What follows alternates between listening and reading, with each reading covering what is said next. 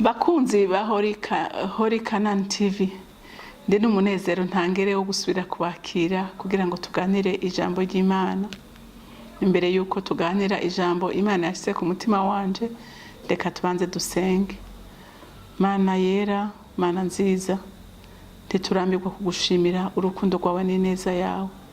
Ntiturambirwa kukubwira ngo uri Imana idukunda kandi Imana itwitwararika.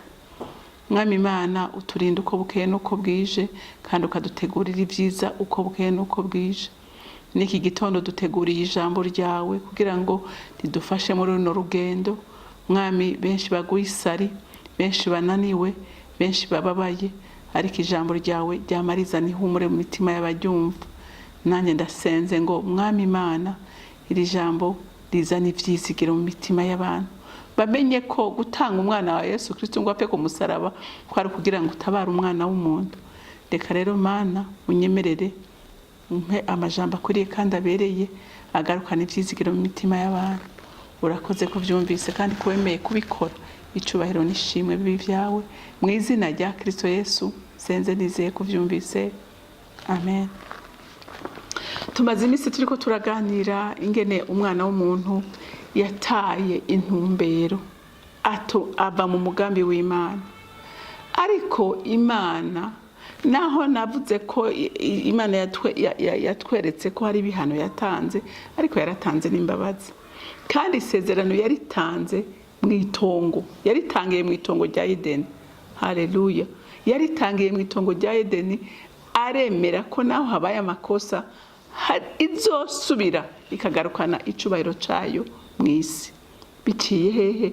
Biciye mu rupfu rw'umwana wiwe. Reka dusome ijambo ry'Imana mwitangurire igice ca 3, hama turasoma umurongo wa 15. Haravuga ngo nzoshira ugwanko hagati yawe n'uwo mugore no hagati y'uruvyaro rwawe n'ugwiwe, uzokumena umutwe nawe azogukomeretsa igitsintsiri. Amen. Murumva ko amakosa Satani yakoze, Imana yarahumurije umuntu. Yarahumurije umuntu iramubwira ati naho bibaye gutyo, ati mu ruvyaro rw'uyu mugore uhejeje gukoresha amakosa niho nanje nzocisha uruvyaro ruzoza kukumena umutwe, rugarukane icubahiro canje, rugarukane umugambi wanje mwisi nari nateguye kera kuva isi itarabaho. Haleluya. Kuko Imana mu mugambi wayo itararema n'isi yari yaremye ngo umwana w'umuntu azayiganze, umwana w'umuntu abe mu buzima bwiza, avugane n'Imana, agendane n'Imana, akorane n'Imana, byose bigende neza. Ariko twarabonye mu biganiro tumaze imisi tugirana, twarabonye yuko umwasi atavyemeye. Haleluya. Twarabonye yuko umwasi atavyemeye, yagombye kuburizamwo umugambi w'Imana. Ariko Imana kuko ari umutunzi w'imbabazi irahumuriza umuntu. Natwasomye irabwira ngo nzoshira ugwanko hagati yawe n'uwo mugore. Urumvye? ngo no hagati y'uruvyaro rwiwe n'ugwawe. Bisigura ngo Imana yareje kuvuga ngo mu nda y'umugore ata mugabo aciyemwo, ko Imana izokora ikintu kizotuma umwana w'umuntu agarukana iki? Agarukana agaciro, agarukana asubira mu mugambi w'Imana. Byavuga iki? Byavuga ko Imana izotanga umwana wayo ikamucisha mu nda y'umugore, ataguhuza ibitsina kubaye, umwana akavuka akaza kumara ububasha n'ubushobozi bwose nde Satani. Haleluya. Haleluya. Aha abantu b'Imana aka gafraze karahumuriza. Haleluya. Kararyoshe. Imana iravuga ngo naho amakosa abaye sindabataye, sindabahevye, nzobagarukako. Haleluya. Nzobagarukako ndabafitiye imbabazi nyinshi, ndabagirire neza, subire ndabarestore, subire ndabasubize mu mugambi wanje. Imana ndaguhaye icubahiro nushimwe, wagize neza. Amen. Iravuga ngo mu ruvyaro rw'uyu mugore. Yari kuvuga ngo mu ruvyaro rw'uyu mugore, ariko yavuze ngo muri uyu nyene ukoresheje ikosa. Haleluya. Ngo niwe nzokwitiza hamaze agira iki? Aza kumena umutwe. Amen. Ariko aravuga n'irindi jambo rikomeye. aravuga ati naho biruko ati nawe uzohora umukomeretsa he ku gitsintsiri. Haleluya. Bisigura ngo turahura n'ibitugerageza Satani aduteza ariko ntashobora kutumena umutwe. Adukomeretsa ku gitsintsiri.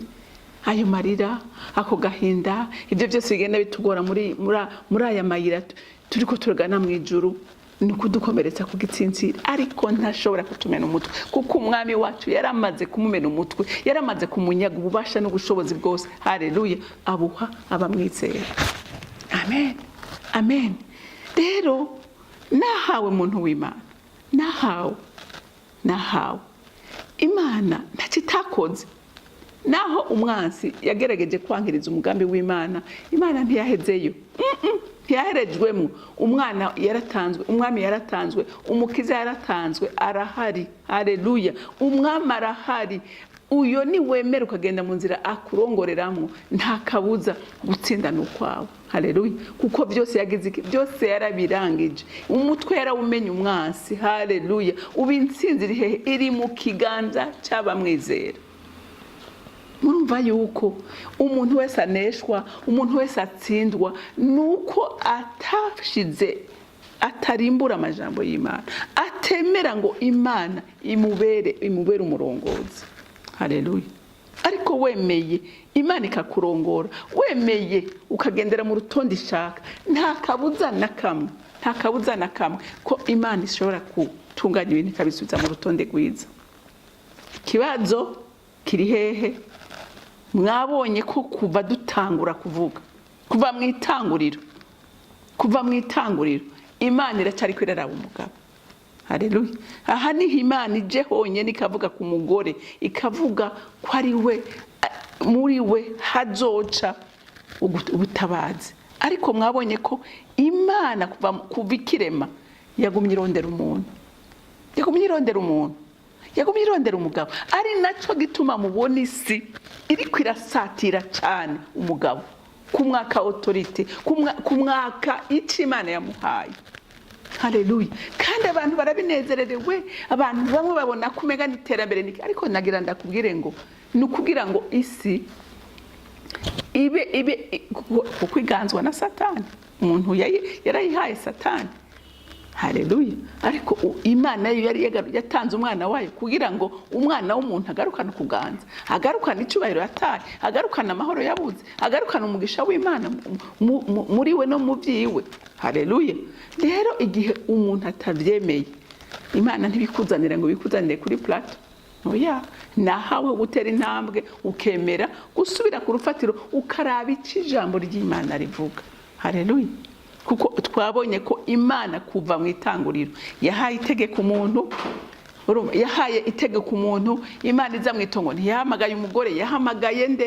Yahamagaye Adamu. Imana ivuga ko umugabo ari we niwe afise autorite, niwe atwara, niwe ibaza, niwe irondera ko byose.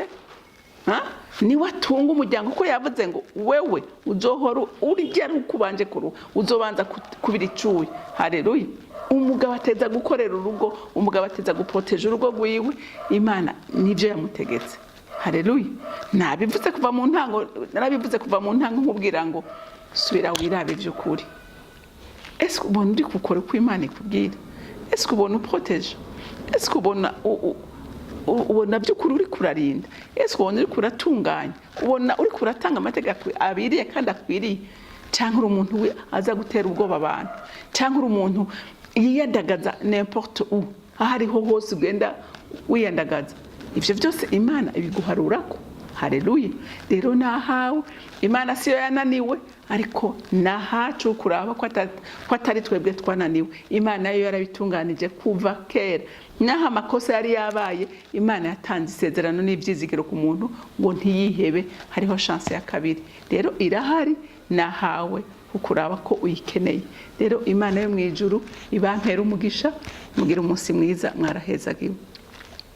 mwami Imana ndagushimira kuri umutunzi w'imbabazi ndagushimira ko iminsi yose wamuronderera ibyiza umwana w'umuntu naho umwana w'umuntu agutera umugongo we hora iminsi yose umutegeye ibiganza kugira ngo umugirire neza nyemerera n'ubu abakuza ko bose ubagirire neza abaguhamagara wese ntihagire uwo wirengagiza mwami Imana imbabazi zawe zitube ko twese urakoze nyaguhoraho kubyumvise kandi kwemeye kubikora icubahiro nishimwe bibi byawe nkaba ndabisende ndabyizeye kubyumvise mu izina rya Kristo Yesu amen amen mwarahezagiwe mugira umugisha